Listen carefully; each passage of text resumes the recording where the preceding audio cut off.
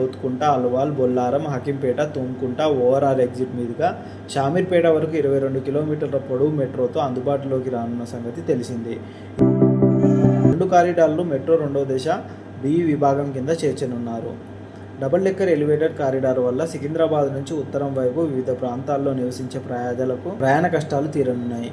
ప్రభుత్వ, ప్రైవేటు ఉద్యోగులు, విద్యార్థులు, వివిధ రంగాల్లో పనిచేసే అసంఘటిత కార్మిక వర్గాలు సిటీ బస్సులు, 7 సీటర్ ఆటోలు, సొంత వాహనాలపై ఆధారపడాల్సి వస్తుంది. దీంతో వాహనాల రద్దీ, గంటల తరబడి ట్రాఫిక్ ఇబ్బందులకు గురవుతున్నారు. అంతర్జాతీయ సంస్థల నుంచి రుణాలు. మెట్రో రెండో దశపై కేంద్రం ఆమోదం లభించిన వెంటనే పనులు ప్రారంభించే అవకాశం ఉంది. త్వరలో ప్రవేశపెట్టనున్న బడ్జెట్లో కేంద్రం నిధులు కేటాయించే అవకాశం ఉందని అధికారులు భావిస్తున్నారు. మెట్రో నిర్మాణానికి నిధుల కొరత ఏమాత్రం సమస్య కాదని, కేంద్రం నుంచి సావరెన్ గ్యారంటీ లభిస్తే అంతర్జాతీయ సంస్థల నుంచి రుణాలు పొందవచ్చని ధీమా వ్యక్తం చేస్తున్నారు. చెన్నై, బెంగళూరులో మెట్రో విస్తరణకు గత బడ్జెట్లో నిధులు కేటాయించినట్లుగానే హైదరాబాద్ మెట్రోకి ఈసారి కూడా కేంద్రం నిధులు ఇచ్చే అవకాశం ఉందని అంచనా వేస్తున్నారు. ఇలాంటి రియల్ ఎస్టేట్ న్యూస్ కోసం మా ఛానల్ని సబ్స్క్రైబ్ చేయండి, షేర్ చేయండి, కామెంట్ చేయండి. మా ఇన్స్టా పేజ్ని ఫాలో అవ్వండి. Thank you.